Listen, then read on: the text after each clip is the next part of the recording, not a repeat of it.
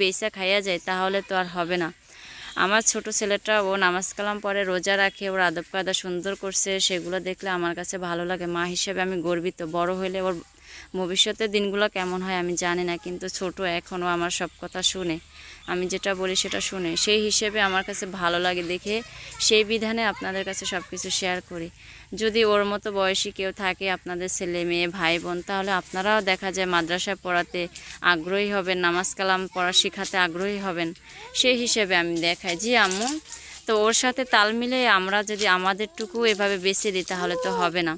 তো দেখা যায়, জি আম্মু বলো, সেই জন্য আমাদেরটা আমি কখনো দেখাইতে চাই না। তারপরও যাই হোক, যেহেতু একটা কাজ করি আপনাদের সাথে সবসময় থাকার জন্য চেষ্টা করি, সেই হিসেবে কিছু কিছু সময় এমনিতেই চলে আসে।